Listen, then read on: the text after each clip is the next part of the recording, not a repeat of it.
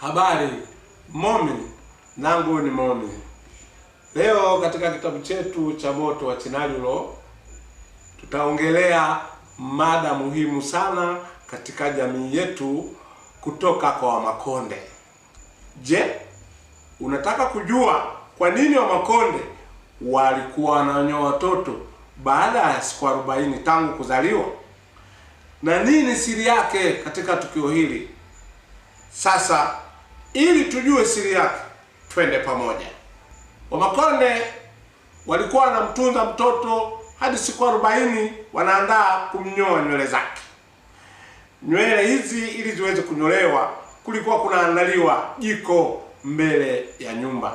Jiko ina maana ya mafiga matatu, wanachukua na chungu, wanaweka juu yake, wanatia dawa za aina mbalimbali. Lakini dawa muhimu ni pamoja na mafuta ya nyonyo. Mafuta haya Wamakonde wanaita mafuta la mbalika. Lakini wanapata na mayai ya kuku ya kienyeji. Halafu wanamogesha mtoto kichwani ili nywele zake zilainike.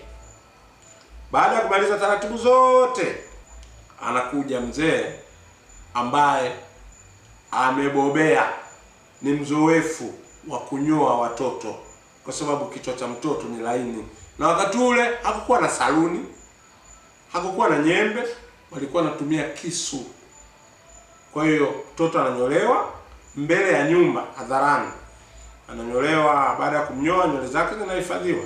Baada ya nywele kuhifadhiwa, mtoto yule anachukuliwa, anawekwa mbele ya nyumba ya nyasi kama hiyo unazoziona nyuma yangu. Halafu anawekwa pale barazani. Babu yake aliyemnyoa nywele anatia maji kwenye nyungo, halafu anamwaga juu ya paa la nyumba. Yale maji yanamtiririkia yule mtoto kichwani wakati ameshikwa na mama yake mzazi au bibi yake. Yakimgonga kichwani, anashtuka, anaanza kulia.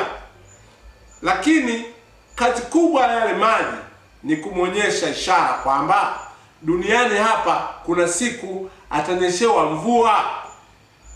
Wakati huo ajue toka amezaliwa hajaona tukio kama lile. Anakaa katika jamii, maana yake wamemlea na kumtunza, hakunyeshewa kama siku ile. Kwa hiyo Wamakonde anatuambia kwamba katika maisha yetu haiwezi kanyooka tu. Kuna siku ya kuloa mvua, kuna siku ya kuwakiwa na jua. Lakini Wamakonde anatukumbusha pia kwamba katika maisha yetu tufikishe ujumbe wa jambo lolote kwa watoto wetu kwa ajili ya kuwajenga wakae vizuri kwenye maisha yao hapo baadaye. Mtoto mdogo anaanza kujua toka kwa kuhisi, toka matukio yanavyomkuta, anakuwa huwezi kujua ni lini anapata jambo fulani linakaa kichwani mwake. Kwa hiyo Wamakonde wanatufundisha kwamba tusiwapuuzie watoto, kuwafundisha mambo ya msingi na nidhamu na maisha bora, waweze kuishi vizuri na wenzao, ili kusitokee mifarakano, kusitokee na magomvi, kusitokee na vita. Badala yake waishi kwa amani. Mtu wa kwanza kutunza amani ni wewe kumfundisha mtoto akiwa mdogo. Asanteni sana, kwa heri.